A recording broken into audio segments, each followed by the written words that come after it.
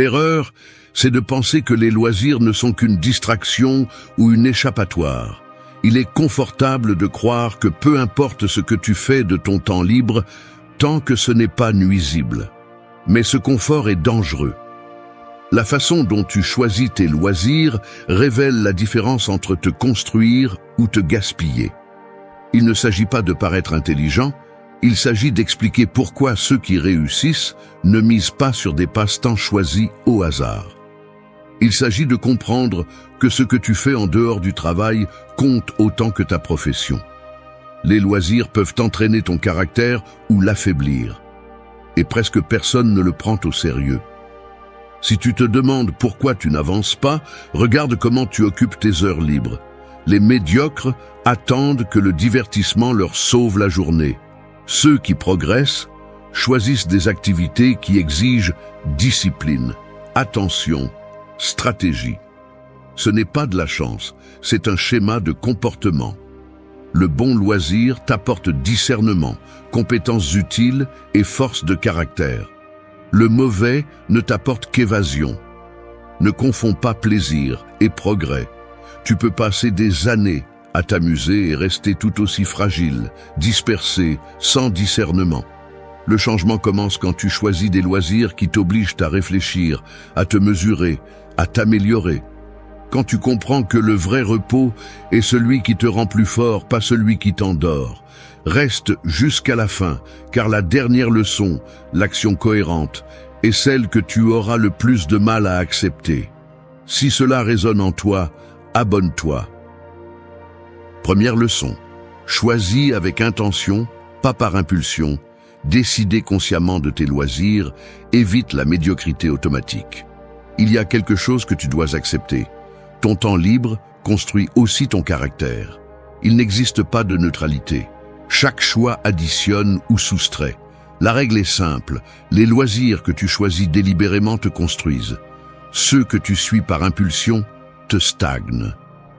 Choisir des passe-temps au hasard, simplement parce qu'ils divertissent ou font passer le temps, est une recette sûre pour la médiocrité automatique. Le loisir sans discernement est le terreau fertile où pousse la paresse mentale et le manque de direction. Si tu n'organises pas tes moments hors du travail, ces espaces se remplissent de distractions qui ne t'apportent rien.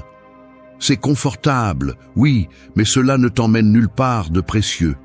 Chaque heure investie dans quelque chose qui ne t'exige pas ou ne t'améliore pas est une heure de moins pour te construire toi-même. Ce n'est pas juste du divertissement, c'est une décision sur qui tu vas devenir. Exemple quotidien, tu rentres fatigué du travail. Sans réfléchir, tu allumes la télévision et passes 2 heures à regarder n'importe quoi. Ou tu ouvres ton téléphone et te perds dans des vidéos et des messages sans filtre. Tu dis que tu déconnectes, mais en réalité, tu cèdes ton temps à des habitudes qui ne t'apportent rien d'utile. Le salon reste silencieux, seulement le murmure constant de l'écran et le reflet bleu sur ton visage. Dehors, la journée se termine sans que tu remarques le passage des heures. Parfois, tu ne te souviens même plus de ce que tu as vu ou lu. À l'inverse, tu pourrais choisir un loisir qui t'apprend quelque chose de concret. Apprendre une langue, améliorer ta force à la salle, lire un livre qui challenge ta pensée, programmer, t'exercer à l'écriture, résoudre des problèmes de logique. Imagine une soirée différente. Tu poses le téléphone face contre table, tu ouvres ce livre en attente et tu lis 20 pages, ou tu sors marcher en écoutant un podcast dans une autre langue. À la salle de sport, tu croises les mêmes visages décidés. Il y a un salut bref, un regard de reconnaissance. La différence se voit, ton corps répond, ton esprit connecte de nouvelles idées. Même les autres le remarquent. On commence à te demander ce que tu lis, tes progrès physiques, ce nouvel intérêt que tu n'avais pas avant. Je ne parle pas d'éliminer le divertissement, mais de lui mettre une limite et de choisir une activité qui te construit, ne serait-ce que 30 minutes par jour. Cette différence, répétée tout au long de l'année, sépare ceux qui avancent de ceux qui restent les mêmes. Ce n'est pas le destin, c'est ta conduite répétée. Deuxième point. Leçon 2. Ce que tu pratiques se remarque. Cultiver des passe-temps utiles élève la manière dont les autres te perçoivent. Arrête de remplir ton temps avec des distractions vides. Ne permets pas que tes loisirs ne soient que des échappatoires à la réalité. Choisis des activités qui te construisent, pas qui t'anesthésient. La norme est simple. Ce que tu pratiques au quotidien se reflète dans ton caractère et dans le respect que tu inspires. Chaque minute investie dans un passe-temps inutile est un vote en faveur de la médiocrité. Si tes loisirs ne t'apportent ni discernement, ni compétence, ni discipline, ils te font perdre. Les personnes à succès ne laissent pas leurs intérêts au hasard. Elles choisissent des passe-temps qui leur donnent des outils, qui les poussent à mieux réfléchir, à agir avec plus de maîtrise et à se distinguer des autres. Il ne s'agit pas de remplir le temps, mais de l'utiliser pour construire quelque chose en toi. Observe-le au quotidien. Le samedi arrive, le groupe se réunit. Certains parlent de la série du moment, de même, de la dernière tendance sur les réseaux. Toi, sans chercher à attirer l'attention, tu mentionnes que cela fait des semaines que tu perfectionnes une recette complexe, ou que tu as réussi à lire un livre difficile, ou que tu as terminé une formation technique. Les expressions changent. Il y a un court silence, puis des questions. Quelqu'un te demande d'expliquer davantage, un autre te demande le nom du livre. La conversation change de ton. Tu n'es plus un parmi d'autres. Le poids de ton discernement se fait sentir. Quelques jours plus tard, au bureau, un problème inattendu surgit. Celui qui passe des heures sur des passe-temps futiles reste silencieux, attend des instructions. Toi, tu proposes une solution basée sur ce que tu as appris en dehors du travail. Tu ne le dis pas pour te vanter, cela vient simplement. Les autres le remarquent. La chef t'observe un peu plus longtemps que d'habitude avant de répondre. Elle note quelque chose dans son carnet, pas besoin d'expliquer. La différence est déjà installée. À un autre moment, une connaissance te demande un conseil. Il ne cherche pas n'importe qui. Il cherche celui qui a quelque chose de personnel derrière, celui qui a cultivé quelque chose au-delà du superficiel. Le respect ne s'exige pas, il se manifeste dans les détails, ta façon de répondre, de soutenir le regard, de choisir tes mots. Les autres ajustent leur manière de te traiter. Les invitations changent, les sujets de conversation aussi. Ce n'est pas un hasard, c'est ton manque de discernement. Cette erreur semble petite, la suivante ne le sera pas. Maîtrise silencieuse. Leçon 3. Investis ton énergie, ne la gaspille pas. Te consacrer à des activités qui te défient renforce ta vitalité et ta concentration. Musonius Rufus a dit « Si tu désires le bien, obtiens-le de toi-même ». Traduction. Attendre des autres qu'ils changent ta vie, c'est céder ton pouvoir. La règle est simple. Choisis des passe-temps qui développent des compétences utiles et un jugement solide, où tu paieras le prix d'une vie médiocre. La plupart gaspillent des heures dans des distractions qui ne font qu'engourdir l'esprit. Le coût n'est pas seulement le temps. C'est la détérioration de ta discipline, de ton jugement et de ta capacité à te concentrer. Quand tu consacres ton énergie à des activités qui ne te défient pas, tu deviens plus faible, moins capable de faire face aux vrais problèmes. Chaque minute investie dans des passe-temps vides est une minute qui ne construit rien. La différence entre ceux qui avancent et ceux qui stagnent réside dans la façon dont ils utilisent leur temps en dehors du travail. Certains s'entraînent, d'autres se dissipent. Observe un après-midi ordinaire.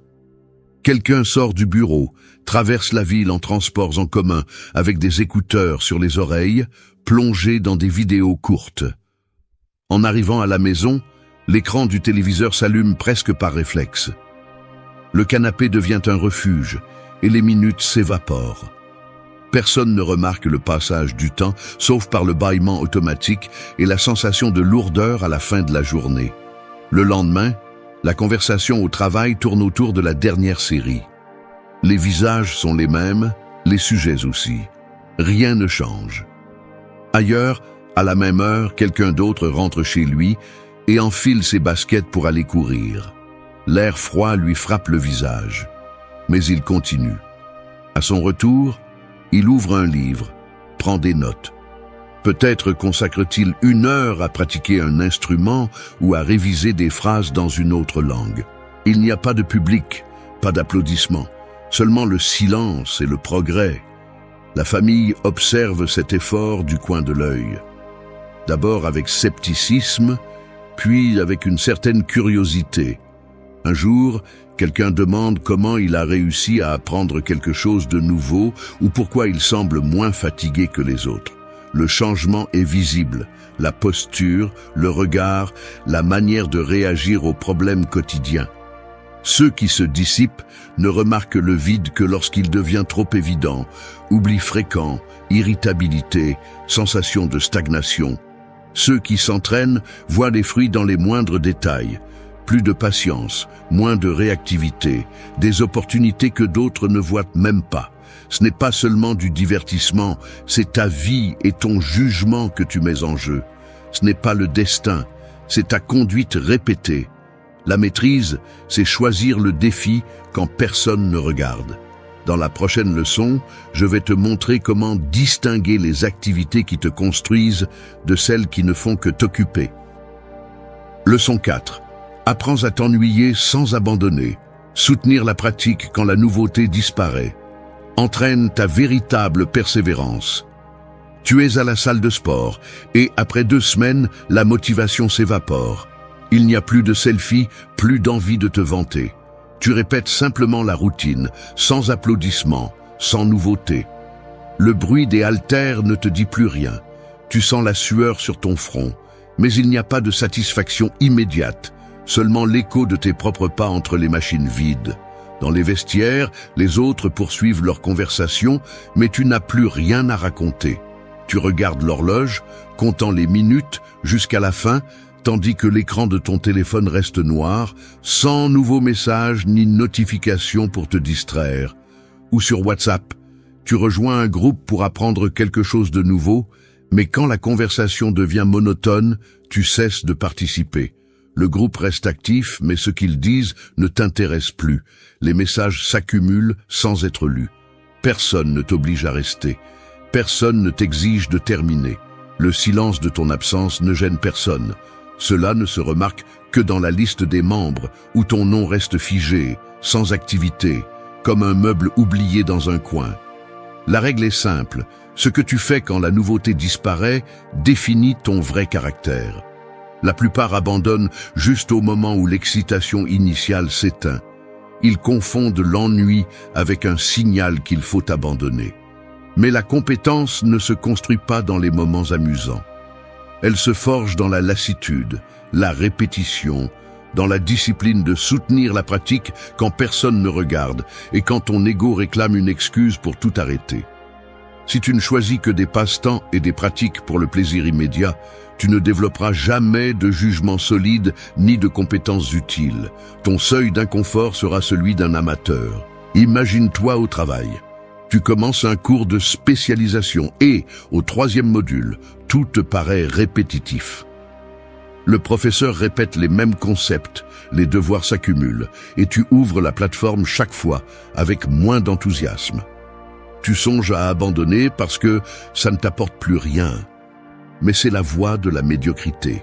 Celui qui se démarque, c'est celui qui termine ce qu'il commence, même quand la seule récompense est de savoir qu'il a résisté à la tentation d'abandonner. Ou dans une relation, tout est nouveauté au début, mais quand la routine s'installe, tu cherches des distractions au lieu de maintenir l'engagement. Les conversations deviennent prévisibles, les silences plus longs et les sorties moins fréquentes. C'est ainsi que l'inconstance s'entraîne. Le résultat te montre la vérité. Et il y a plus. Leçon 5. Montre des résultats, pas des opinions. Laisse tes progrès parler pour toi, cela t'impose avec autorité. Marc Aurèle a dit « Si quelque chose d'extérieur te fait souffrir, ce n'est pas cette chose qui te trouble, mais ton jugement à son sujet. » En pratique, le problème n'est pas ce qui s'est passé, c'est la manière dont tu l'interprètes. La règle est simple, ta vraie valeur se mesure à ce que tu produis, pas à ce que tu penses. Beaucoup tombent dans l'illusion de croire que parler, commenter ou critiquer les rapproche du succès. La vérité est tout autre. Seule la discipline de développer des compétences et de montrer des progrès solides sépare ceux qui avancent de ceux qui ont toujours une opinion, mais jamais de résultat. Ton jugement se forge dans l'action, pas dans les paroles. Quand tu choisis des passe-temps qui développent des capacités utiles, le résultat devient visible et t'impose avec une autorité réelle. L'opinion est facile, le progrès non. Observe une réunion de travail. Quelqu'un prend la parole, expose des théories sur la façon dont le processus devrait fonctionner, critique la méthode d'un autre, suggère des changements. Quand tu examines son historique, il n'y a pas de livrable, aucun fichier terminé, aucune métrique pour soutenir ses paroles. Le silence gênant qui suit la demande de résultats en est la conséquence. Les autres le remarquent, regards échangés, gestes brefs de méfiance, notes griffonnées sur des carnets. En revanche, celui qui arrive avec un rapport terminé, une solution mise en œuvre, se contente de le montrer. Il n'y a pas de discussion. L'atmosphère change, les questions cessent, l'attention se porte sur le résultat.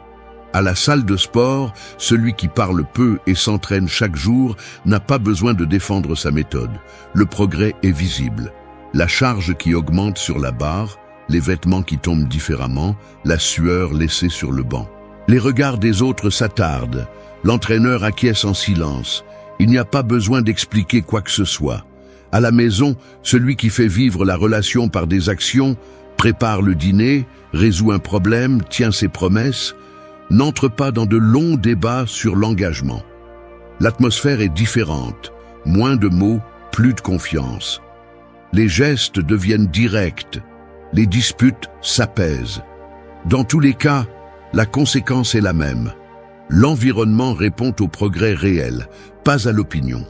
Le respect ne se négocie pas, il s'impose. Le résultat est en train de te montrer la vérité. Ce n'est que le début. Leçon 6. Ton environnement fixe ton standard. T'entourer de personnes qui développent leurs compétences, élève ton propre niveau. Tu es à une réunion et le sujet dérive vers ce que chacun fait en dehors du travail. Certains racontent qu'ils passent des heures sur des jeux vidéo, d'autres sur des séries, et un seul mentionne qu'il apprend une nouvelle langue. Personne ne réagit. On passe au sujet suivant. Tu te demandes alors si cela vaut vraiment la peine d'investir du temps dans quelque chose d'exigeant quand personne autour de toi ne le fait. La règle est simple. Ton environnement définit ce que tu considères comme normal, et normal est le plafond de ton ambition. Tu quittes la réunion et tu rentres chez toi à pied. La conversation continue de résonner dans ta tête. Tu consultes ton téléphone. Le groupe WhatsApp regorge de mèmes, de plans pour de la restauration rapide, de blagues éculées. Tu proposes de vous entraîner ensemble ce week-end. Tu ne reçois qu'un emoji qui rit et quelques messages ignorés. Un silence sec, suivi d'une invitation à regarder le match. Tu prends une bière, tu t'installes sur le canapé et, sans t'en rendre compte, ton idée initiale de t'améliorer se dissout dans les rires et les distractions. Le cycle se répète la semaine suivante, puis encore la suivante. Si tu t'entoures de personnes qui ne cherchent que la distraction, ton critère s'aligne sur le minimum d'effort. Tu perds l'élan de t'exiger davantage parce que personne ne te le demande. La conséquence est invisible, mais dévastatrice. Ton standard se fige dans la médiocrité. Pas de pression positive, pas de comparaison qui dérange, pas de défi. Résultat, tu consacres ton temps et ton énergie à des passe-temps qui ne font qu'amuser, jamais construire. Tu perds des années précieuses à répéter ce qui est confortable et facile, tandis que d'autres avancent. Tu aperçois une connaissance à la salle de sport, s'entraînant seul. Il ne salue pas, il hoche simplement la tête. Il est concentré, il sort en sueur sans se retourner. Le lendemain, tu le vois sur les réseaux en train de partager une nouvelle certification. Le contraste est inconfortable. Ton groupe n'en parle même pas, comme s'il n'existait pas. L'écart se creuse. Pense au groupe WhatsApp avec tes amis de toujours. Si tu proposes d'aller courir, Tout le monde trouve des excuses. Si tu suggères d'apprendre quelque chose de nouveau, il change de sujet. Que fais-tu? Tu t'adaptes. Tu choisis la voie facile. Jeux vidéo, bière, comme d'habitude. Ce que tu ne vois pas, c'est qu'au même moment, ailleurs, d'autres s'entraînent, lisent, progressent. Eux deviennent des références, les uns pour les autres, et élèvent leurs standards. Toi, tu restes le même. Ce n'est pas le destin, c'est ta conduite répétée. Dans la prochaine leçon, tu verras comment la discipline quotidienne dans tes pratiques personnelles détermine, sans marge d'erreur, le niveau de respect que tu inspires. Tout le monde n'est pas capable de supporter l'inconfort d'un environnement exigeant. Leçon 7. Ne te disperse pas. Un objectif, un loisir. Concentrer tes efforts sur une seule compétence accélère ton progrès. Ton problème n'est pas un manque de motivation ou de temps. C'est que tu te disperses dans trop de choses qui n'apportent rien. L'erreur, c'est de croire qu'essayer 1000 loisirs te rend plus complet. La réalité, cela ne fait que te fragmenter. La règle est simple. Choisis un objectif clair et un seul loisir qui développe une compétence utile, puis transforme-le en discipline quotidienne. Quand tu passes d'une activité à l'autre, tu n'avances jamais vraiment dans aucune. La dispersion se déguise en curiosité, mais en réalité, c'est un manque de discernement et de contrôle. Chaque fois que tu ajoutes un nouveau passe-temps juste pour te divertir ou suivre la mode, tu affaiblis ton véritable progrès. Ce qui compte, ce n'est pas le nombre de choses que tu essaies, mais dans laquelle tu deviens vraiment bon, car c'est là que se construit ton avantage et ton jugement solide. Au travail, tu t'inscris à tous les cours, guitare, cuisine, photographie, langue. Chaque semaine, tu commences quelque chose de nouveau, mais tu ne termines rien. Sur WhatsApp, tu te vantes d'avoir beaucoup d'intérêt, mais quand on te demande dans quoi tu es vraiment doué, tu ne sais pas quoi répondre. À la salle de sport, tu changes de routine chaque mois parce que tu t'ennuies, mais tu n'as pas de résultat clair. À la fin de l'année, tu as une liste de tentatives et zéro progrès réel. Ce n'est pas le destin, c'est ton comportement répété. La dispersion a des conséquences concrètes. Observe ton bureau, rempli de livres ouverts à moitié, de cahiers dont seules les premières pages sont écrites, le reste est vierge, de matériel de peinture dont tu ne te souviens même plus de l'achat. Ton téléphone vibre avec des notifications de groupes différents, tous liés à une activité que tu n'as essayé qu'une ou deux fois. Des chaises couvertes de vêtements de sport, pour des disciplines que tu as abandonnées sans prévenir personne. Lors des réunions, quand le sujet des compétences est abordé, tu restes silencieux. Les autres mentionnent des réussites, des certifications, des projets terminés. Toi, tu fais un geste vague, tu souris, mais personne ne te pose davantage de questions. La conversation continue sans toi. Tes amis ne t'invitent plus à leur tournoi d'échecs ni aux sorties de randonnée. Ils savent que tu ne confirmes jamais ou que tu ne viens qu'une fois puis tu disparais. Au travail, ton chef cesse de te confier des tâches importantes parce qu'il sait que tu manqueras de concentration pour les terminer. À la maison, tes parents ou ton partenaire ne te demandent plus de nouvelles de tes projets personnels. Ils acquiescent simplement en silence, croisent les bras et changent de sujet. La maîtrise n'est reconnue que lorsqu'elle est visible. Leçon 8. Cesse de chercher la validation externe. Pratiquer par conviction et non pour l'approbation renforce ton discernement. Il y a quelque chose que tu dois accepter. La ligne qui sépare celui qui progresse de celui qui stagne est invisible, mais elle existe. Tout ce qui semble inoffensif ne l'est pas forcément. Si tu franchis cette limite, tu perds le contrôle de ton propre discernement. La règle est simple. Seuls ceux qui choisissent leur passe-temps par conviction et non pour obtenir l'approbation développent un discernement solide et des compétences utiles. Quand tu choisis tes activités en fonction du regard des autres, ton développement ne t'appartient plus.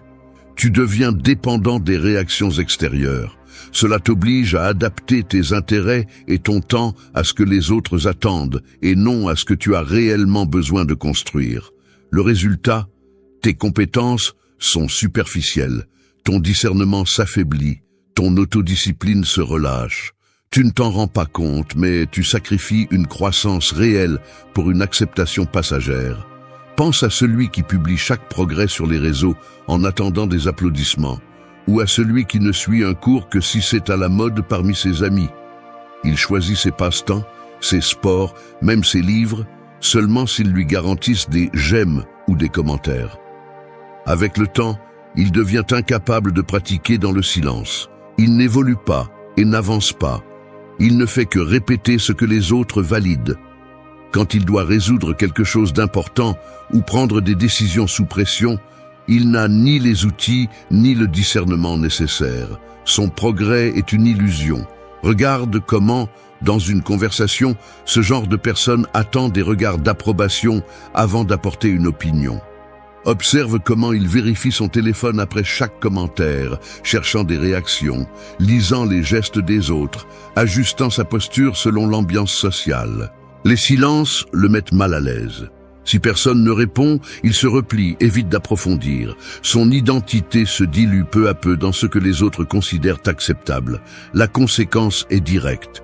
Tu deviens insignifiant à tes propres yeux. Si tes passe-temps, tes pratiques et tes habitudes dépendent du regard des autres, tu ne construis jamais une base solide. L'approbation externe n'est jamais suffisante et ton discernement s'érode sans que tu t'en aperçoives. Ton véritable progrès s'arrête dès que tu commences à chercher des applaudissements au lieu de résultats. C'est ici que cela empire. La maîtrise est solitaire. Leçon 9. L'utile chasse le trivial. Remplacer les passe-temps vides par des compétences pratiques transforme ta vie quotidienne. Sénèque a dit « Ce qui nous trouble, ce n'est pas ce qui arrive, mais notre opinion sur ce qui arrive. » En d'autres termes, ta réaction définit ton pouvoir, pas la situation. La règle est simple. Ce que tu choisis de faire de ton temps libre révèle ton véritable jugement et détermine ta valeur réelle. Beaucoup pensent que le succès dépend de grandes opportunités ou de talents innés, mais le véritable facteur distinctif est la qualité de tes choix quotidiens. Les médiocres remplissent leurs heures de distraction bon marché et de passe-temps sans retour. Ceux qui progressent choisissent des loisirs qui développent des compétences utiles, du discernement et de l'autocontrôle. Si tes moments de loisirs ne t'exigent ni discipline, ni ne te laissent meilleur qu'avant, ils ne font qu'alimenter la faiblesse. Le choix délibéré d'activités pratiques te distingue de la masse, car il transforme chaque instant en investissement. Après le travail, observe la scène. La majorité sort en traînant les pieds, consulte des notifications sans regarder personne et s'assoit sur le canapé avec la télévision en bruit de fond. La télécommande passe de main en main. Personne ne dit rien de significatif. De l'autre côté, il y a celui qui ferme l'ordinateur, enfile ses baskets et part courir sous une légère bruine. Il rentre chez lui, prend un livre et note des phrases, ou il se connecte à un cours en ligne pendant que les autres ne se souviennent même plus de ce qu'ils ont vu à l'écran. Sur WhatsApp, les groupes se remplissent de messages vides. Les notifications retentissent, mais il n'y a aucun contenu qui vaille la peine. Certains lisent en silence, d'autres répondent par des monosyllabes. À l'inverse, ceux qui cherchent à avancer participent à des discussions où l'on analyse des stratégies, partage des documents, propose des projets. Le lendemain, ces mêmes personnes reçoivent des messages privés avec des invitations à collaborer sur quelque chose de concret. Le changement est visible. De nouvelles opportunités, une autre réputation.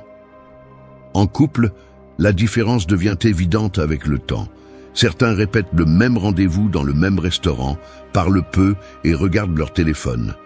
D'autres choisissent de planifier ensemble un objectif, s'inscrivent à un atelier, organisent une longue promenade où surgissent des conversations différentes. L'ambiance change, il y a des défis, des silences gênants, mais aussi un respect croissant. Si tu cherches seulement la distraction, tu répètes le cycle. Si tu choisis de construire, tu t'en détaches. Le schéma, c'est toi, pas la situation.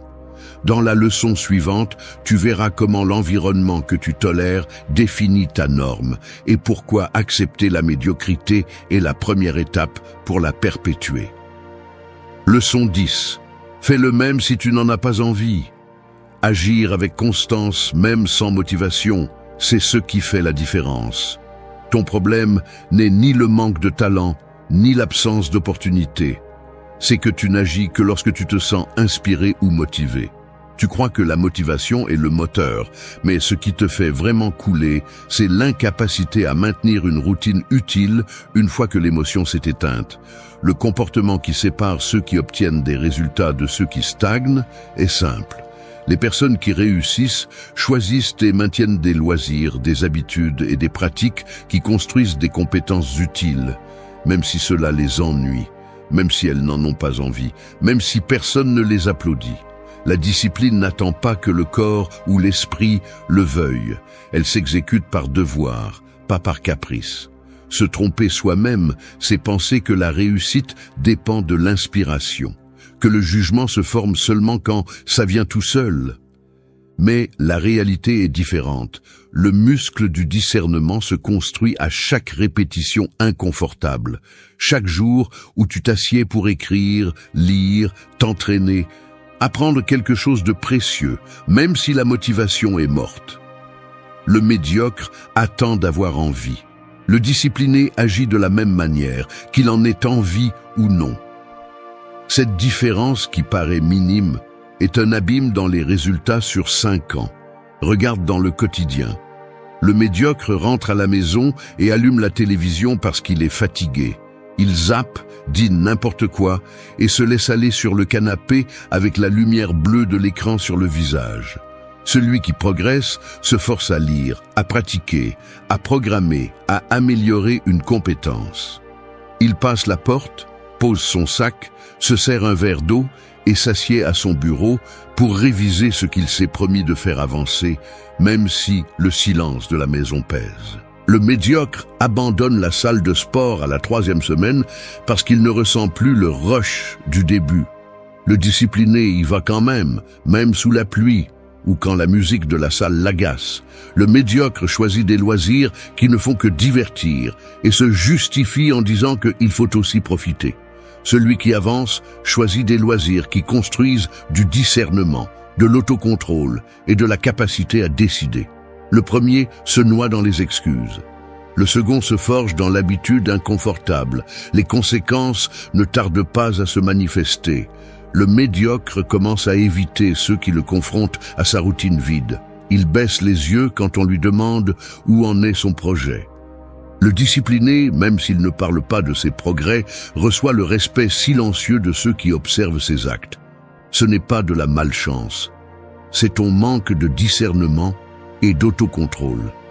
Personne ne va te respecter pour faire ce qui est facile quand tu en as envie.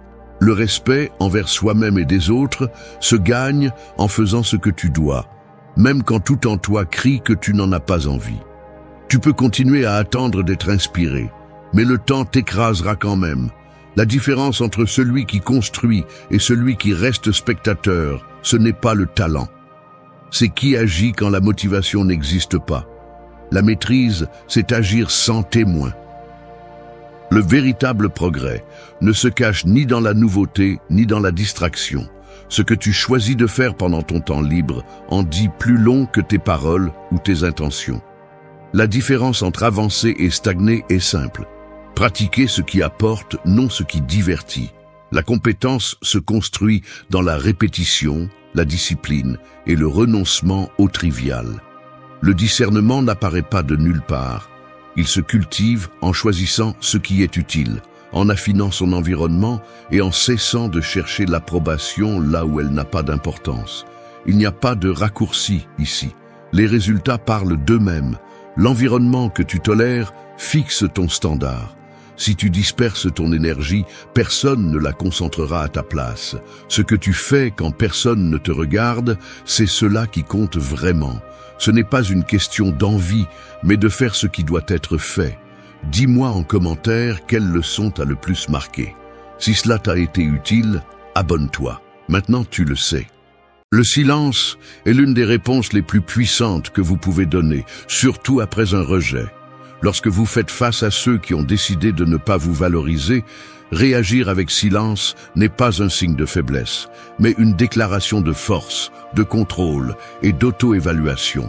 Dans un monde où tout le monde cherche à avoir le dernier mot, votre calme et votre absence de réaction deviennent un langage que peu comprennent, mais que tous ressentent. Il n'est pas nécessaire de crier ou d'expliquer pour démontrer votre valeur. Le silence oblige les autres à écouter ce qu'ils ont cessé de percevoir pendant que vous étiez présent. Il les laisse avec le poids de leurs décisions et les confronte au vide qu'ils ont créé. C'est alors que le regret, la remise en question et le doute commencent à leur parler plus fort que tout argument que vous auriez pu donner. Ce silence n'est ni vide ni indifférent. C'est une manifestation de votre croissance personnelle. Il parle de quelqu'un qui a compris sa valeur et qui n'a pas besoin de validation externe pour avancer. Il parle de quelqu'un qui choisit sa paix au-dessus de la confrontation. Au final, le véritable pouvoir n'est pas toujours dans les mots, mais dans la capacité de les garder quand c'est nécessaire. Principe 1. Fais en sorte que ton calme et ton silence parlent plus fort que leurs mots. Quand quelqu'un te rejette ou te méprise, la réaction la plus courante est généralement de te défendre, de te justifier ou même d'attaquer. C'est presque un instinct humain de vouloir avoir le dernier mot, de prouver que tu ne méritais pas ce traitement et que tu es plus fort qu'il ne le pense. Mais la véritable force ne réside pas dans la façon dont tu réponds avec des mots, mais dans la façon dont tu choisis de ne pas répondre. Ton calme et ton silence ont un poids qu'aucun cri ni argument ne peuvent égaler. Le philosophe stoïcien Marc Aurèle disait « La meilleure vengeance est de ne pas être comme ton ennemi ». En gardant le silence, en ne te rabaissant pas à leur niveau, tu leur montres que leurs actions ou leurs mots n'ont pas de pouvoir sur toi. C'est dans ce calme que tu trouves ta véritable force. Parce que le silence n'est pas vide, c'est présence. C'est le reflet d'une âme qui s'est trouvée elle-même et qui n'a pas besoin du bruit des autres pour se valider. Dans la vie, beaucoup de personnes parleront de toi, te critiqueront ou te rejetteront sans raison apparente. Il se peut qu'ils essaient de te provoquer pour que tu perdes ton sang-froid et que tu finisses par montrer une image de toi que tu ne souhaites pas. C'est ici que ton silence devient ta plus grande arme. Non pas parce que tu cherches à punir, mais parce que tu choisis de ne pas alimenter un conflit qui ne vaut pas ton énergie. Ton calme est ta déclaration de force, et ton silence, ta déclaration de courage. Quand tu ne réagis pas, quand tu ne te défends pas avec des mots vides, l'écho de ton silence résonne chez ceux qui t'ont rejeté. Soudain, ce qu'ils ont dit perd sa force parce que tu ne le reconnais pas et ne l'amplifies pas. Tu laisses leurs mots mourir dans leur propre bruit. Et que leur reste-t-il? Le vide. Un vide inconfortable où ils doivent faire face à leurs propres actions. Mais le silence n'affecte pas seulement ceux qui t'ont rejeté. Il te transforme aussi. Il t'apprend à écouter ta voix intérieure, à grandir dans ton propre espace et à te renforcer de l'intérieur. Parce qu'en choisissant de ne pas répondre, tu t'éloignes du conflit externe et tu te concentres sur ce qui compte vraiment, toi-même. Tu apprends à ne pas chercher la validation chez ceux qui n'ont pas su t'apprécier et à comprendre que leur rejet ne définit pas ta valeur. Le silence n'est pas passivité, c'est une décision consciente de t'élever. C'est comme l'eau qui coule tranquillement, mais qui a la force de transformer des paysages entiers avec le temps. Ton calme transmet un message clair. Tu ne t'es pas brisé, tu ne t'es pas courbé. Tu es plus fort qu'il ne l'imagine, et tu n'as pas besoin de le dire à haute voix pour qu'il le sache. Le rejet est un test. C'est une opportunité de montrer qui tu es vraiment. Si tu réponds avec des cris ou de la colère, tu perds la bataille contre toi-même. Si tu réagis avec silence, tu gagnes. Non pas parce que tu es en compétition, mais parce que tu as décidé que ta paix est plus précieuse que n'importe quelle dispute. Ils espéraient que tu perdrais le contrôle, mais tu as choisi de le garder. À un moment donné, ceux qui t'ont rejeté ressentiront le poids de ton absence. Ils commenceront à remarquer ce que ta présence signifiait, et comment ton silence a laissé un espace impossible à combler, Parce que le silence n'est pas seulement l'absence de mots, c'est un rappel constant de ce qui a été perdu. C'est alors que le regret arrive, quand ils commencent à remettre en question leurs propres décisions. Ton silence est une forme d'amour de soi.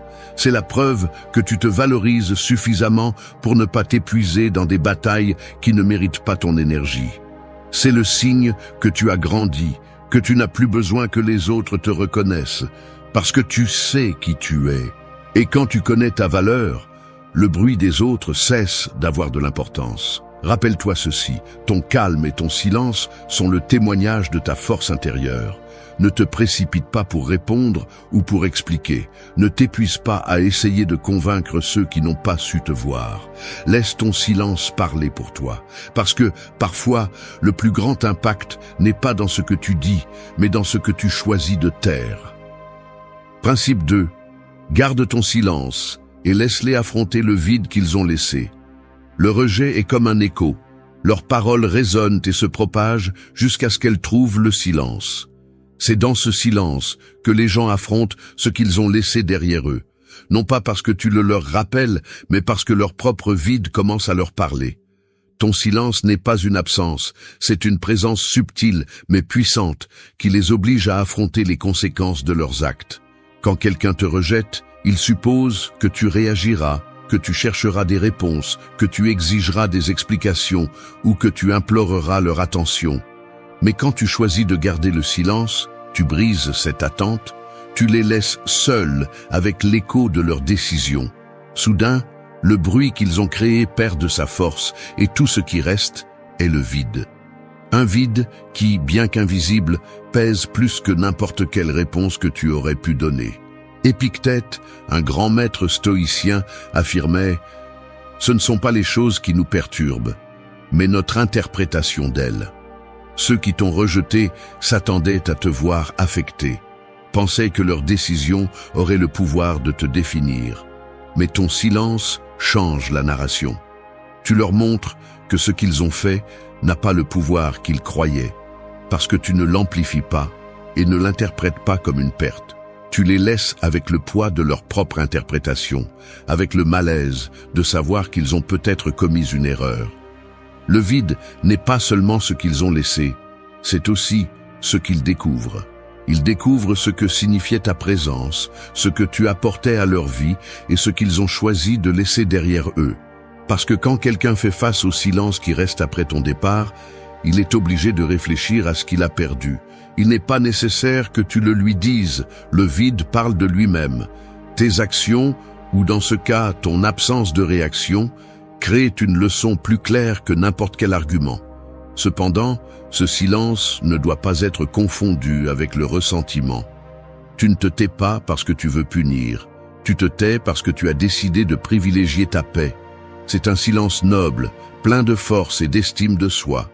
Au lieu de te lancer dans un jeu de mots, tu choisis de garder ta dignité intacte. Parce que quand quelqu'un choisit de ne pas te valoriser, il ne mérite pas le luxe d'une explication, de ton énergie ou de ton temps. Pense-y. Les mots sont éphémères, mais le silence est éternel. Leur décision de te rejeter reste en suspens dans l'air, mais elle n'a pas besoin de réponse pour avoir du poids. Pendant que tu avances, pendant que tu grandis en silence, ils restent coincés dans l'écho de leur propre choix. Ils commencent à se poser des questions. Pourquoi n'a-t-il pas réagi ? Ce que j'ai dit n'était-il pas important ? Et si j'ai fait une erreur ? Ces questions, silencieuses mais perçantes, sont plus puissantes que n'importe quelle confrontation. Ton silence est aussi une preuve de ta croissance personnelle. Au lieu de chercher à guérir cette blessure avec des mots ou des actions impulsives, tu laisses la situation parler d'elle-même. Cela ne te renforce pas seulement, mais cela t'apprend à faire confiance au temps et à toi-même. Parce que pendant qu'ils affrontent le vide, tu utilises cet espace pour te reconstruire, pour grandir et pour te concentrer sur ce qui mérite vraiment ton attention. Dans le stoïcisme, apprendre à ne pas réagir est un signe de véritable force. C'est la capacité de voir le conflit sans s'y impliquer, d'observer sans être emporté par les émotions. Ton silence n'est pas de la passivité. C'est un choix conscient de lâcher prise sur ce que tu ne peux pas contrôler. Et cela, pour ceux qui t'ont rejeté, est déconcertant. Parce qu'ils attendaient du chaos, mais ils ont trouvé la tranquillité. Ils attendaient du bruit, mais ils ont trouvé le vide. Enfin, souviens-toi de ceci. Tu n'es pas responsable du vide qu'ils ont laissé, mais ils sont responsables de l'affronter. Garde ton silence, non pas par fierté ou par vengeance, mais parce que tu as compris que tu n'as pas besoin de remplir cet espace avec des mots. La leçon est dans ce que tu ne dis pas, dans ce que tu leur permets de découvrir par eux-mêmes. Et pendant qu'ils affrontent ce vide, tu avances, en paix, et avec une force qui n'a pas besoin d'être expliquée. Principe 3. Quand tu gardes le silence, ils découvrent ce qu'ils ont vraiment perdu. Le silence a une manière puissante de révéler des vérités. Sans bruit, sans explication, ton absence commence à occuper un espace qui passait auparavant inaperçu. Quand tu décides de te taire et de simplement suivre ton chemin, les gens commencent à découvrir lentement ce que tu signifiais dans leur vie. Non pas parce que tu le leur dis, mais parce que le silence leur laisse de l'espace pour réfléchir. En choisissant de ne rien dire, ton silence devient un miroir. Chaque geste, chaque moment partagé et chaque valeur que tu as apportée commencent à se faire sentir en ton absence. Ce qui semblait autrefois habituel ou garanti prend soudainement de l'importance, parce que c'est ainsi que nous sommes, nous les êtres humains. Nous ne remarquons la valeur de quelque chose que lorsqu'elle cesse d'être présente. Tu n'as pas besoin de le rappeler ou de le souligner. Ton silence fait tout le travail. Épictète, l'un des piliers du stoïcisme, disait « La vie ne consiste pas à trouver des coupables, mais à comprendre ce qui dépend de toi et ce qui ne dépend pas. » Et voici la clé. Ton silence n'est pas une punition, c'est simplement un choix conscient de ne pas nourrir des situations qui ne méritent pas ton énergie. En laissant l'espace vide, tu permets à ceux qui t'entourent de faire face à la réalité par eux-mêmes. Ils découvrent, par contraste, tout ce que tu apportais sans que tu aies à le dire. Cet espace que tu remplissais auparavant avec tes mots, ton attention et ta présence, commence à se faire sentir. Le confort de t'avoir là disparaît et tout ce que tu donnais devient évident. Non pas parce que tu le revendiques, mais parce que ton silence les oblige à le regarder en face. C'est une leçon silencieuse mais profonde. Il te valorise quand tu n'es plus là. Cependant, le silence ne doit pas être confondu avec l'orgueil ou le ressentiment. Il ne s'agit pas de manipuler ou de chercher une réaction, mais de comprendre qu'il est parfois préférable de se retirer et de laisser les actions parler plus que les mots. Ton calme et ton silence sont des signes que tu as appris à valoriser ta propre présence. Tu te reconnais comme quelqu'un qui mérite d'être vu et apprécié, mais qui n'a pas besoin d'insister pour que cela se produise. En gardant le silence, tu ne fuis pas et tu ne laisses rien d'inachevé. Tu démontres que tu n'as pas besoin de combler chaque vide avec des mots. Parce qu'à la fin, les mots peuvent être ignorés, mal interprétés ou débattus. Mais le silence ne ment pas. Il est impossible à ignorer. C'est un rappel clair et direct de ce qui était autrefois, de ce que tu apportais et de ce qui reste quand tu décides de partir. Ce principe t'enseigne que tout ne doit pas être expliqué, défendu ou clarifié. Parfois, le plus grand impact est généré par ton absence de réaction. Pendant que tu continues à avancer, à te renforcer et à cultiver ton chemin, les autres commencent à remarquer ton absence et à ressentir l'espace que tu occupais. Et dans ce silence, ils découvrent ce qu'ils ont vraiment perdu. Principe 4. Le pouvoir du silence grandit pendant qu'ils ressentent le regret. Le silence, loin d'être vide, est plein de possibilités. En choisissant de te taire et de te concentrer sur ta croissance, tu permets aux autres de faire face, seuls, aux conséquences de leurs actes. Le regret ne naît pas des mots que tu prononces, mais du poids de ton absence et de la transformation que tu accomplis en silence. Pendant que tu grandis, ils se retrouvent face au reflet de ce qu'ils ont laissé partir. Quand quelqu'un ne reconnaît pas ta valeur ou décide de te mépriser, la réaction la plus tentante est de réagir. Te défendre, expliquer ta position ou même leur montrer ce qu'ils perdent semble naturel, Mais qu'obtiendrais-tu? Les mots tombent souvent dans des oreilles sourdes et se perdent dans le bruit. Le silence, en revanche, est impossible à ignorer. C'est une déclaration ferme que tu n'es pas prêt à mendier la reconnaissance ni à justifier ta valeur. En ne réagissant pas, tu te donnes l'opportunité de te retirer dignement et de commencer à grandir dans ton propre espace. Le véritable pouvoir surgit lorsque tu concentres toute ton énergie sur toi-même. Pendant qu'ils restent coincés dans leurs propres décisions, tu avances, tu construis et tu transformes ce qui semblait être une perte en un triomphe personnel. Chaque moment où tu travailles en silence est un investissement dans ta croissance. Ton calme les déconcerte, mais ton évolution les impacte. Non pas parce que tu cherches à te venger, mais parce que ta transformation leur révèle ce qu'ils ont laissé passer. L'absence a un poids que personne ne peut ignorer. Chaque espace vide que tu remplissais commence à parler de lui-même.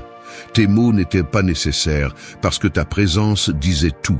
Et maintenant, dans ton silence, c'est encore plus évident. Soudainement, ce que tu faisais pour eux, ce que tu apportais et ce que tu signifiais prend une valeur impossible à cacher. Tu n'as pas besoin de le signaler. Le temps et ton absence s'en chargeront. Pendant ce temps, tu continues d'avancer. C'est le plus grand acte de force, ne pas t'arrêter sur ce qui a été, mais te concentrer sur ce que tu peux devenir. Utilise ce silence comme un outil pour te construire. Ne te contente pas de survivre, renouvelle-toi. Trouve de nouveaux objectifs, renforce tes valeurs et travaille à devenir quelqu'un qui inspire le respect, non pas par ce qu'il dit, mais par ce qu'il accomplit en silence.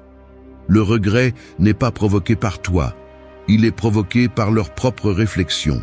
C'est là qu'ils comprennent ce que tu signifiais vraiment. Mais cela ne te concerne plus. Le plus grand triomphe est de grandir à tel point que leur regret devient sans importance pour toi. Parce qu'au final, ce qui compte, ce n'est pas ce qu'ils ressentent, mais la paix que tu trouves sur ton propre chemin. Pendant que tu travailles en silence, pendant que tu grandis et avances, ton évolution devient ta meilleure réponse. Il n'est pas nécessaire de dire quoi que ce soit, car tes réalisations, ton calme et ta transformation parleront pour toi. Le silence ne cherche pas à punir, il cherche à libérer. Il te libère du besoin de prouver, d'expliquer, de chercher des réponses chez les autres. Et pendant que tu grandis, ils ressentiront inévitablement le vide de ce qui n'est plus là. Principe 5. Tu n'as pas besoin de mots. Ton calme montre ta véritable force. La véritable force ne s'exprime pas toujours par le bruit ou la confrontation. Parfois, c'est le silence et la maîtrise de soi qui révèlent qui tu es vraiment. Quand tu choisis de ne pas réagir et que tu laisses ta sérénité être ta réponse, tu démontres un pouvoir que peu de gens parviennent à maîtriser. C'est la force de quelqu'un qui n'a pas besoin de crier, de se justifier ou de chercher l'approbation des autres. Dans un monde habitué aux réponses impulsives, aux discussions constantes et au besoin d'avoir toujours le dernier mot, ton calme désarme. Il est déconcertant pour ceux qui s'attendent à te voir chanceler. Tu ne te laisses pas entraîner dans leur jeu. Tu n'entres pas dans une bataille de mots qui ne t'apportera jamais rien. Rester ferme, immuable et en paix devient une déclaration plus puissante que n'importe quel discours. Cela ne signifie pas que tu n'as pas d'émotions, mais que tu as la capacité de les gouverner. La maîtrise de soi est le signe de quelqu'un qui comprend sa valeur et qui sait quelle bataille mérite son énergie. En ne répondant pas, tu montres que tu as le contrôle de toi-même, en envoyant un message clair. Tes réactions ne dépendent pas des autres, mais de toi. Le stoïcisme nous enseigne que tu ne peux pas contrôler ce que les autres font ou disent, mais tu peux décider comment tu agis. En restant calme, tu choisis ta paix, tu choisis ton propre bien-être au-dessus de toute provocation. La personne forte n'est pas celle qui répond par des cris, mais celle qui répond par sa présence, même sans mots. C'est dans ces moments de silence que les autres commencent à réfléchir. Ce qu'ils ont essayé de provoquer perd de sa force et finit par les confronter à eux-mêmes. L'absence de réaction de ta part devient un miroir où ils se voient clairement. Ce n'est pas quelque chose que tu fais pour eux, mais pour toi. C'est ta façon de dire que tu as choisi la dignité plutôt que le chaos et l'ordre plutôt que le bruit. Le calme, au lieu d'être passivité, est une démonstration de confiance en soi. Celui qui n'a pas besoin de répondre montre tout, que sa valeur ne vacille pas, qu'il ne dépend pas du jugement des autres et qu'il a le pouvoir de marcher en paix malgré les tempêtes. C'est un acte de respect envers toi-même. C'est la preuve que tu as l'équilibre nécessaire pour te soutenir, peu importe ce qui se passe à l'extérieur. Alors que d'autres gaspillent de l'énergie en paroles inutiles, tu la réserves pour construire quelque chose de plus précieux, ta propre force. Tu grandis dans cet espace où tu choisis de ne pas réagir, où chaque instant est consacré à ton progrès personnel. Et quand tu te concentres sur toi-même, sans distraction, ce que tu accomplis finit par parler plus fort que n'importe quelle réponse que tu aurais pu donner. À la fin, tu n'as pas toujours besoin d'expliquer qui tu es ou de prouver ta valeur. Ton calme, ta façon d'agir et ta décision de maintenir la dignité sont suffisants. La force se démontre dans la maîtrise de soi, dans le pouvoir de ne pas se laisser emporter et dans la connaissance que ce qui compte vraiment, c'est ton propre chemin. Principe 6. Ton calme n'est pas un vide, c'est le reflet de leur erreur. Quand tu décides de ne pas réagir, tu ne montres pas d'indifférence ou un manque de caractère. Au contraire, tu laisses ta tranquillité être la scène où les actions des autres se révèlent pour ce qu'elles sont. Ton calme, en réalité, n'est ni silence ni absence, mais un espace où leur erreur devient visible, inévitable et impossible à ignorer. Souvent, les gens ne remarquent pas leurs propres actes jusqu'à ce qu'ils se voient reflétés dans le calme de l'autre. Quand tu choisis de ne pas discuter, de ne pas te justifier ou de ne pas tomber dans des explications inutiles, tu laisses un vide. Et dans ce vide, leurs décisions et paroles commencent à résonner. Il n'est pas nécessaire que tu pointes leur erreur, car le poids de leurs actions se manifeste seul. Ce n'est ni vengeance, ni orgueil. C'est simplement un choix conscient de ne pas assumer des responsabilités qui ne te reviennent pas. Tu ne peux pas forcer quelqu'un à voir ce qu'il ne veut pas accepter, mais tu peux créer un espace où les conséquences de ses actes lui parlent plus clairement que tout argument. Le calme est cet espace, un reflet silencieux de ce qu'ils ont fait et de ce qu'ils n'ont peut-être pas su apprécier. Les enseignements stoïciens nous rappellent que nous ne pouvons contrôler que les autres, seulement nos propres réponses. Ne pas réagir au chaos des autres est une preuve de force intérieure. C'est choisir de rester ferme dans ton propre centre, sans que les actions des autres t'entraînent. Ton équilibre est un rappel involontaire de leur déséquilibre. Tu n'as pas besoin de dire quoi que ce soit, car leur erreur est exposée dans la différence entre ton calme et leur bruit. Il est curieux de voir comment, sur le moment, beaucoup ne perçoivent pas l'ampleur de ce qu'ils font. Ils agissent impulsivement, sans mesurer les conséquences. Mais lorsqu'ils n'obtiennent pas la réaction attendue, lorsque leur action rencontre ton calme au lieu de ta résistance, ils commencent à entendre l'écho de leur propre comportement. C'est là qu'ils commencent à remarquer ce qu'ils ont fait, non pas parce que tu le leur rappelles, mais parce que ton calme les oblige à y faire face. Pendant qu'ils réfléchissent à ce qui s'est passé, tu avances. Ta paix n'est pas passive, c'est une forme de protection et en même temps de construction. Au lieu de dépenser ton énergie dans un conflit inutile, tu la concentres sur ta croissance, sur ton renforcement et sur le maintien de ta dignité intacte. À la fin, leur erreur reste coincée dans l'espace que tu décides de ne pas remplir. Il est facile de réagir, de céder à l'impulsion de répondre ou de se défendre. Mais la véritable force réside dans le fait de se maîtriser soi-même, de comprendre que tu n'as pas besoin de crier pour que ta vérité soit entendue. Ton calme parle pour toi. C'est le reflet de ton autocontrôle et de ta décision consciente de ne pas laisser les actions des autres définir ton équilibre. Laisse leurs propres actes leur enseigner ce qu'ils ont besoin d'apprendre. Il ne t'appartient pas de le signaler, de l'expliquer ou de le justifier. Ta tranquillité suffit à ce que leurs erreurs se révèlent d'elles-mêmes, parce qu'au fond, quand le bruit cesse, c'est le contraste entre ton calme et leur attitude qui reste gravé dans leurs esprits. Et là, sans dire un mot, tu leur permets de voir ce qu'ils ont fait et ce qu'ils ont perdu. Principe 7. Le calme ne punit pas, mais oblige à affronter la vérité. Parfois, il n'est pas nécessaire de faire quoi que ce soit pour que la vérité émerge. Le calme, cette absence de bruit et de justification, ne cherche à punir personne, mais à l'incroyable capacité de révéler ce qui se passe réellement. Lorsque tu choisis de garder ton sang-froid, tu obliges les autres à affronter les conséquences de leurs actes, non pas parce que tu les affrontes toi-même, mais parce que la vérité se révèle d'elle-même dans ton silence. Dans un monde où tout le monde court pour se défendre ou attaquer, choisir de ne pas réagir a un effet surprenant. Les gens s'attendent à des cris, des réponses ou des confrontations. Lorsque cela n'arrive pas, le poids de la situation retombe sur eux. Ils sont contraints de faire face à ce qu'ils ont fait ou dit. Et à ce moment-là, la vérité se présente dans toute sa crudité.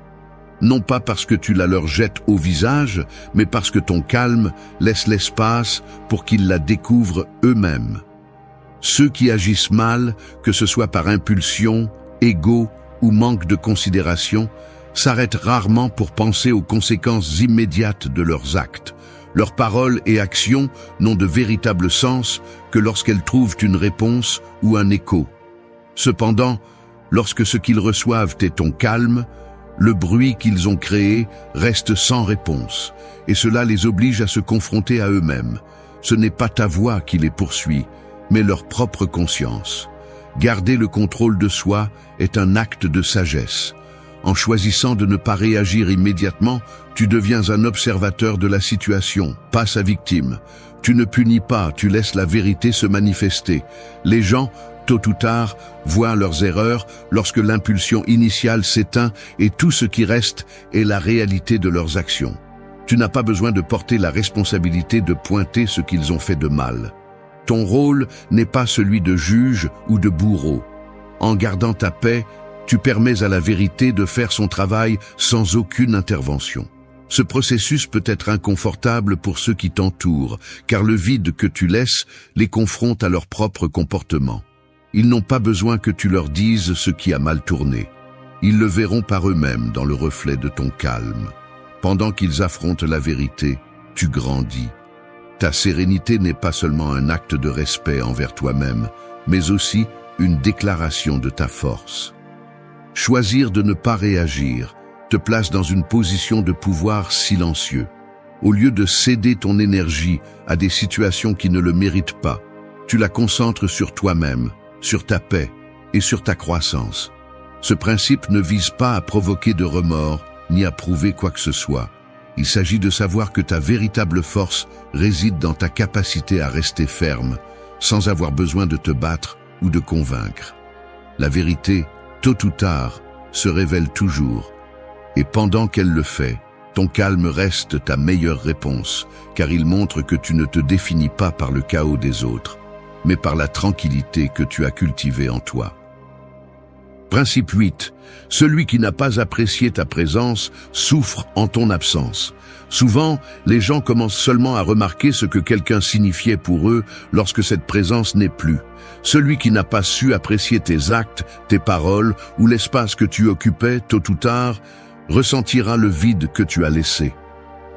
Ton absence devient un rappel silencieux de tout ce que tu as donné et de tout ce qu'ils ont perdu en ne sachant pas l'apprécier. Il est facile de sous-estimer ce qui est constant, ce qui est présent. La plupart des gens ne mesurent pas ce qu'ils ont tant qu'ils l'ont, parce qu'ils supposent que cela sera toujours là. Lorsque quelqu'un ne t'apprécie pas, il n'est généralement pas conscient de ce que ta présence apportait, tes gestes, ton soutien et la façon dont tu occupais une place importante dans sa vie. Cependant, en partant, tout ce qui semblait invisible commence à se faire remarquer. C'est alors que ton absence pèse plus que ta présence. Tu n'as pas besoin de prouver ce que tu es, ni de pointer du doigt ce qu'ils ont fait. Ton départ suffit. Lorsque quelqu'un ne sait pas t'apprécier, il n'est pas nécessaire de discuter ou de chercher à ce qu'il comprenne. Le temps et ton absence parlent plus clairement que toute explication. En partant, tu permets à la réalité de se révéler d'elle-même. Ils commencent seuls à remarquer l'impact de ce qui n'est plus là. Cette leçon n'est pas une question d'orgueil, ni d'imposer de la souffrance. Il s'agit de comprendre que tu mérites d'être dans des endroits où tu es vraiment apprécié. Rester dans un endroit où ton valeur n'est pas reconnue ne fait que t'épuiser. En partant, tu ne te libères pas seulement toi-même, mais tu permets à l'autre personne de faire face aux conséquences de ne pas t'avoir vu comme tu le méritais. Dans ce vide, tout ce que tu apportais devient visible. Le confort de ta présence, le soutien inconditionnel ou les petites choses que tu faisais sans rien attendre en retour commencent à prendre forme. L'absence rend tangible tout ce qui était pris pour acquis. Tu n'as pas besoin de le souligner ou de le rappeler. Le contraste entre ta présence et ton départ le rend clair. Celui qui ne t'a pas apprécié souffre parce qu'il comprend maintenant, même si c'est tard, ce qu'il avait. Mais pour toi, ce processus est un acte de croissance. En t'éloignant, tu te réaffirmes dans ta valeur et dans ta décision de ne pas accepter moins que ce que tu mérites. Tu apprends à ne pas forcer ta présence dans des endroits où elle n'est pas appréciée. Et cette leçon, bien que dure, te renforce.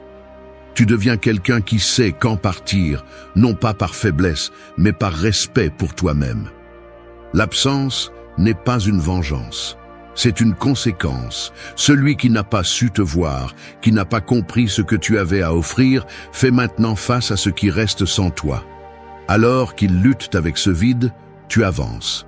Tu te renforces, tu grandis et tu t'entoures de personnes qui savent voir ta véritable valeur. N'aie pas peur de partir quand on ne t'apprécie pas, parce que ton absence ne punit pas, mais elle enseigne. C'est un rappel que tu mérites beaucoup plus et que ceux qui n'ont pas su t'apprécier seront ceux qui ressentiront le plus le poids de ce qu'ils ont laissé partir. Principe 9. Tais-toi et observe comment ton absence les consume. L'absence a un pouvoir transformateur qui est rarement immédiat, mais toujours percutant. Lorsque tu choisis de t'éloigner sans bruit, sans confrontation et sans explication, tu ouvres la voie à une réflexion inévitable chez ceux qui n'ont pas su t'apprécier. Ton départ ne cherche pas à blesser, mais son impact se ressent comme une ombre persistante qui les oblige à regarder ce qu'ils ont perdu. Se taire ne signifie pas indifférence ni résignation. C'est un acte de maturité, un geste qui démontre que tu n'as pas besoin de justifier tes décisions, ni de chercher à ce que les autres comprennent ton point de vue. La véritable force réside dans le fait de savoir quand garder tes paroles et laisser les faits parler d'eux-mêmes. Ceux qui t'ont rejeté ou qui ne t'ont pas apprécié commenceront à ressentir, lentement mais inévitablement, le vide de ton absence. Alors que tu avances et te concentres sur ta propre croissance, ils font face à l'écho de ce qu'ils ont laissé partir. Au début, ils peuvent ne même pas le remarquer, mais avec le temps, ton absence devient une présence constante dans leurs esprits. C'est la façon dont les gens traitent ce qu'ils ont perdu, pas immédiatement, mais au fur et à mesure que les petits détails qu'ils tenaient pour acquis commencent à disparaître de leur vie. Tu n'as pas besoin de réagir, ni de chercher leur repentir. Il suffit simplement de t'éloigner et de te taire. Le silence combiné à ton absence crée un vide qu'ils ne peuvent pas combler avec des mots ni avec des explications. Soudain, tout ce qui était auparavant routinier ou commun prend un sens qu'ils ne comprenaient pas quand tu étais présent. Cette absence devient un rappel constant de tes actions, de tes gestes et de ton essence. Observer comment ton départ les affecte ne doit pas être une source de fierté, mais une leçon pour toi-même. Cela t'enseigne que tu n'as pas besoin d'imposer ta valeur, ni d'insister pour être reconnu. Celui qui n'a pas su te voir pendant que tu étais présent devra faire face à la vérité de son erreur sans que tu aies à la souligner. Le poids de cette absence est plus éloquent que n'importe quel mot que tu aurais pu dire. Pendant qu'ils gèrent leur vide, tu continues d'avancer. Tu te renforces, tu te reconstruis et tu continues ton chemin sans regarder en arrière. Cet acte d'avancer n'est pas pour qu'ils te regrettent, mais pour te prouver à toi-même que ta vie ne dépend de personne d'autre. L'accent doit être mis sur ta croissance, pas sur leur repentir. À la fin, ceux qui n'ont pas apprécié ta présence verront comment leur monde devient plus froid sans toi. Mais pour toi, le plus important n'est pas leur réaction, mais ce que tu découvres dans le processus, que tu es suffisant, que tu n'as pas besoin de mendier ni de te battre pour attirer l'attention, et que ton véritable pouvoir réside dans le fait d'avancer avec dignité. Tais-toi, observe et continue ton chemin, parce que ton absence ne punit pas, mais enseigne. Et pendant qu'ils font face à ce qu'ils ont laissé partir, tu avances vers un endroit où ils savent t'apprécier. Merci d'être resté jusqu'à la fin de la vidéo. Si vous avez tout vu, commentez « Je suis stoïcien » comme notre signe secret, indiquant que vous êtes un véritable apprenant du stoïcisme. N'oubliez pas de vous abonner et de liker la vidéo si elle vous a plu. Rendez-vous dans la prochaine vidéo et rappelez-vous, continuez à cultiver votre esprit stoïque.